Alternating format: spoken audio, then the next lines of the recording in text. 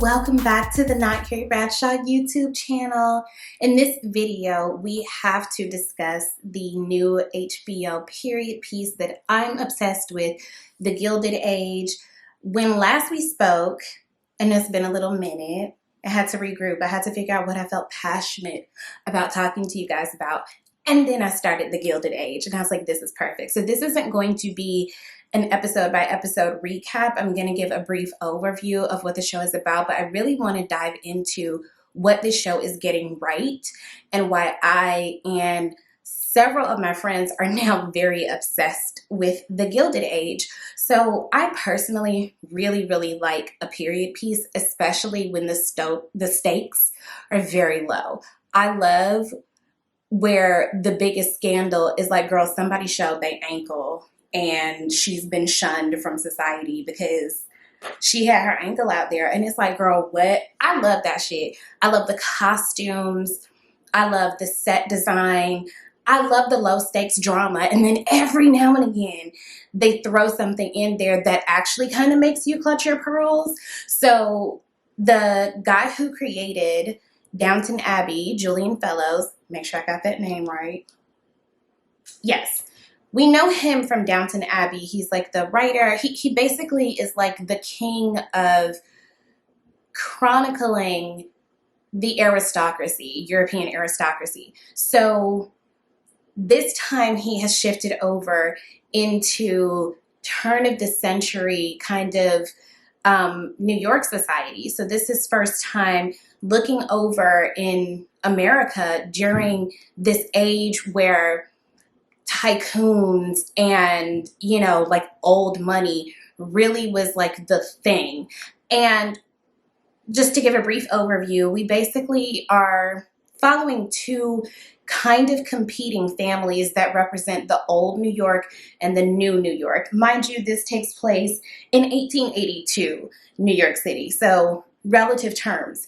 So there's the Van Ryn sisters who the families came over on the Mayflower, so they feel that they are more native to the land and thusly have more stake in high society, determining what's good enough and what isn't.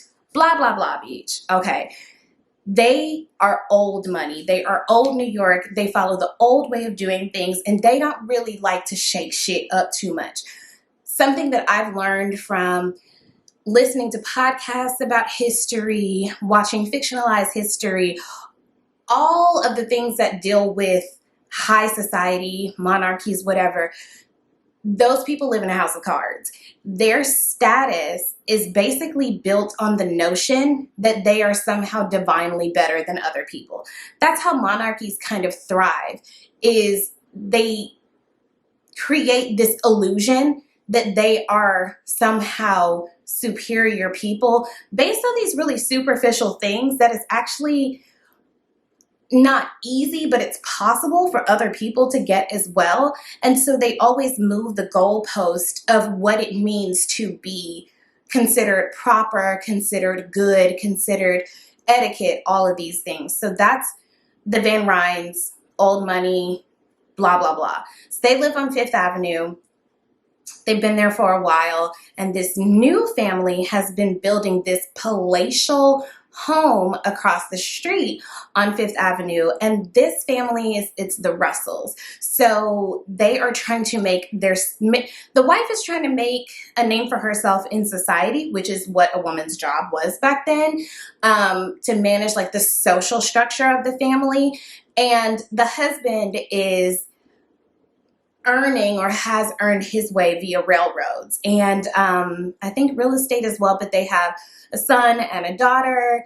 There's drama there. And for the Van Ryns, they have a brother who passed away, and the brother's daughter, who once lived in Pennsylvania, is coming to live with them in New York because the father apparently left no money for her and she had no prospects and nowhere to go.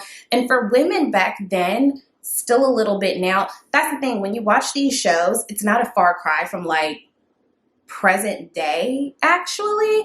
But the worst thing that could happen to a woman back then was for your husband or your father to die without actually setting you up for success financially or making sure that you had a proper husband who could take care of you, because proper ladies did not work. So there's also the notion of like being a proper gentleman. Like, proper gentlemen don't work. You're supposed to just have money. That's a part of the mythos of upper echelon, elite, you know, top of high society. It's like they just have money.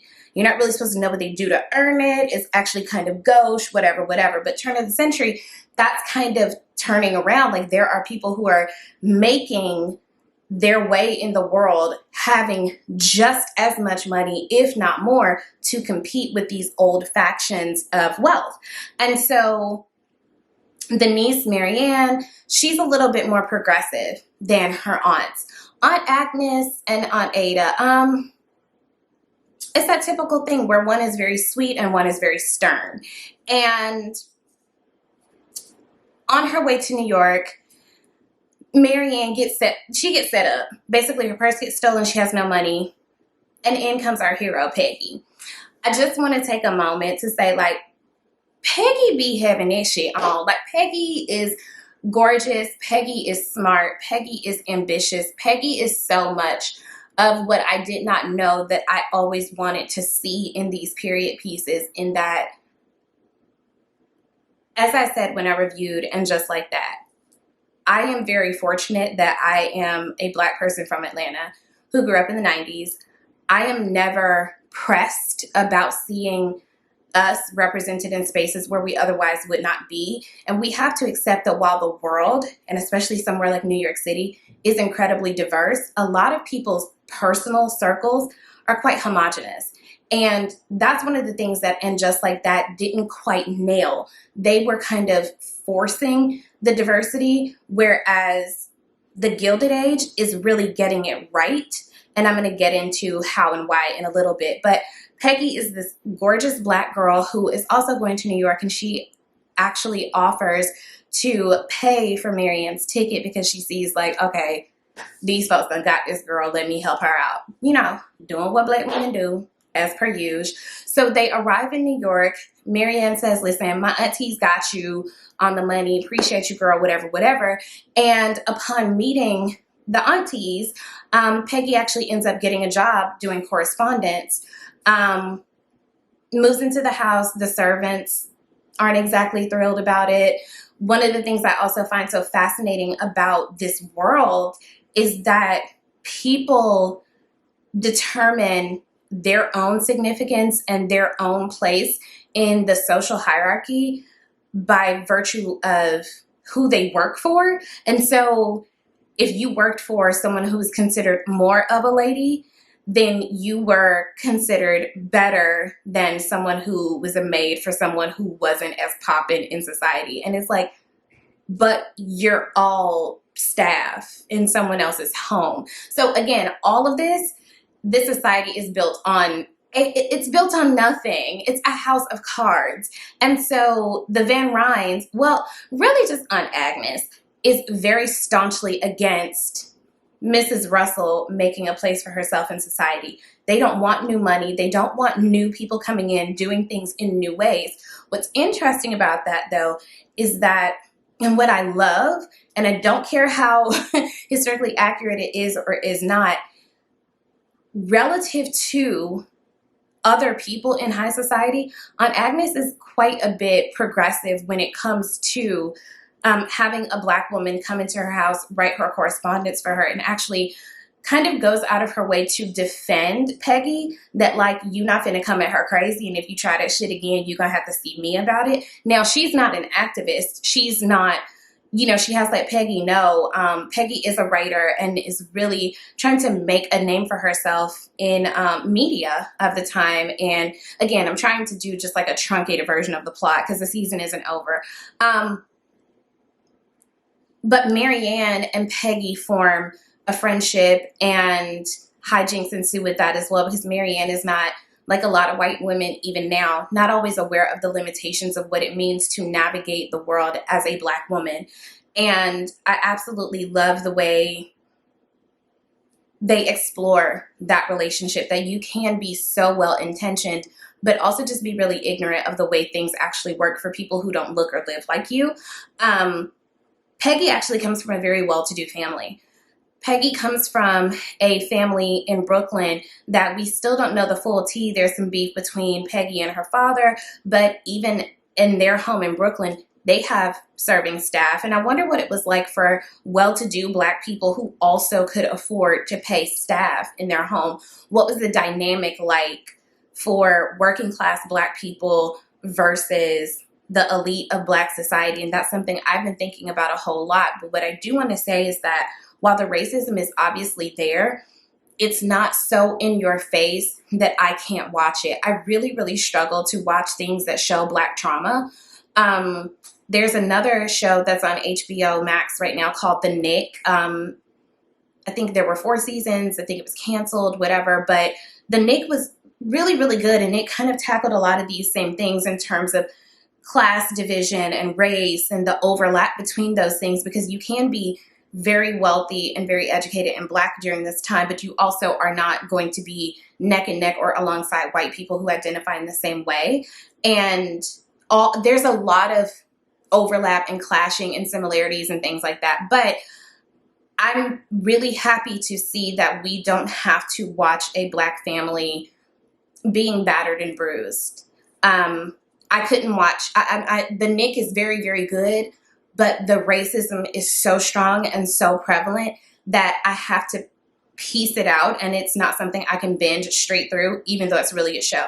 The Gilded Age is showing us another side of Black people in history that isn't so heavy-handedly rooted in trauma. And the thing is, you kind of can't extrapolate that from our existence here, right? Because racism is so deeply ingrained in our society. But I think that the way this show is going about giving us another side of it, it's really, really making me happy, because it means that I can stomach watching this show. Again, the stakes in a lot of these period pieces, especially along the Julian Fellows kind of realm or universe, the stakes are so low. It's, and the drama between these white women of old money and new money and using philanthropy as a stepping stone or like as a ladder into high society and all of these things, kind of low stakes. It's like, girl, she really not going to use my ballroom? Okay, well, my husband not going to make sure the show business good. I guess the stakes do get, more intense when money comes into it. But when I saw that there was going to be Black people in the cast, I was like, what is this period piece going to look like? Am I going to have to watch somebody be lynched? Or I was really bracing myself. But I appreciate that we're getting to learn that there were well-to-do or successful or at least somewhat joyful or just like normal Black people who existed in New York before the Harlem Renaissance. There was this community or a couple of communities of Black people in the 1800s in Brooklyn. And I think that that's really, really cool. What this show is getting right is that they brought in actual consultants. Julian Fellows said, I'm out of my depth when it comes to American history, and particularly when it comes to showing Black people in American history. So he enlisted, let me get the names, because y'all know I'm not a journalist, but I do try to be on top of it. So he read Black Gotham, which is written by Carla Peterson, who traces her own family history and the Black elite of the 19th century. So I'll put a link to this story that I'm reading this from. It was really, really interesting on Los Angeles Times. He also had Erica Armstrong Dunbar, who is a professor of history at Rutgers University. She uniquely focuses on Black American women of the 18th and 19th centuries. So she was enlisted as a historical consultant, and she also did a sensitivity read of the script as well. And I think that when directors, writers, producers, whomever, recognize when they're out of their depth and they actually seek out people who study these very niche models or these very niche sections of history, whatever, it reads through in the material. What they're doing with Peggy's character is making me so happy, particularly as a Black woman who lives in New York present day and who is a writer. I'm very invested in her storyline, and her character is actually an amalgamation of several Black women who actually existed. So I really appreciate that. Sally Richardson Whitfield, who is an actor in one of my all-time favorite movies. It is not a great film, but I love it just because it's a deep cut in Black culture. But Low Down Dirty Shame, one of my favorite movies. I think a part of my personality is really built upon Peaches in that movie, but that's another conversation for another day. Sally Richardson Whitfield is a phenomenal director. She EPs the show, and I think that by virtue of having a Black woman at the helm of the show in such a decision-making role, that really reads through in the way these characters are being treated. Peggy is very much a human character. And I'm going to tell you the other thing. There is quite a bit of benevolence being shown to Peggy from the white characters. And I don't know if in real life that happens that often. I would like to think that there have to have been a somewhat significant number of white people who weren't absolutely terrible, because otherwise maybe we'd still be in the same position. Some people had to have had a different perspective in order to move things forward. But I appreciate seeing, and not in the Green Book or the Help kind of way, but I do need to every now and again see that there was kindness shown to our elders, to our ancestors. Aside from Native Americans, Black people are so native to this country, and we don't get that respect. African Americans do not get the respect that we deserve. And I'm happy to see that at least in this show, whether it is incredibly fictionalized or not, there were people who stood in the gap for Black people every now and again and who treated us like human beings. And I think that there is a way to do that where it's like, I hope that really did happen. And there's a way to do that where you're just kind of, it's like white savior trope kind of stuff, which is the issue that people have with the Help or with the Green Book or, you know, whatever. There does have to be room for even a fictionalized depiction of positive relationships between Black and white people. I don't know if that's too much of a fantasy for some people or not, but I can say that it is making this show not just tolerable, but enjoyable, that I don't have to watch a Black woman in the 1800s being violently attacked all the time. I'm not in a place where I can handle that. And I think maybe in what I'm coming to know is that I would like to see more diverse stories even within our genre. Can we show more stories of Blackness in America that isn't so heavily rooted, not even rooted because you can't take the root out, but where the trauma isn't at the forefront? There has to have been joy in our world aside from everything that we were going through, are going through, will go through. There has to be some celebration of who we are as people aside from struggle. And I think that this show thus far is doing a really good job of that. They're not erasing the very real history and the very real oppression and segregation and all of the things, but it's not so down your throat that I feel like I don't need to go outside because if I see a white person, I might get triggered. You know, I'm really, really thrilled with how they're handling things. And again, the wardrobe alone, honey, oh my gosh. What was the other thing I wanted to point? Oh, they're really delving into the significance of Black media, especially during this time. I'm really excited to see how that story continues to unfold. I really think Aunt Agnes might be right about the lawyer, y'all. I don't know if the lawyer is right for Marianne, but it's like Marianne ain't really got shit, so what exactly is he using our girl for? Anyway, I'm getting back into the plot. This is not a review. Maybe I should do a review. Maybe I'll do a season finale review. I don't know. Dive in the comments. Let me know if you guys want me to just like go back and recap all the episodes up until this point, or let me know what y'all want me to do. I'm happy to at least do like a season 1 finale recap or something. We'll see. Let me know. What else did I want to highlight? I think that's it. Again, I'm happy with this show. I'm happy to see where it goes. I'm happy to learn more about these characters. I am knee deep in the storylines alongside the real history. Like, I have definitely been Googling the Astors, and I love that like the Rockefellers are like, and JP Morgan and their family are like the nouveau riche, like low class people. And it's just like, whiteness is such a goofy concept because even very wealthy white people can't measure up to this fictionalized, idealistic version of what white people think whiteness is. It's fucking fascinating. I hope you guys are enjoying it. Let me know if you are. If you aren't, slide in the comments. Like I said, I will put a link to that article where they discuss how they're going about doing the accuracy of things and how they're handling the Black characters. It's an article from the LA Times, link in episode description. If you like what you saw here, want to support my platform, join my Patreon, and I'll be back soon. Bye.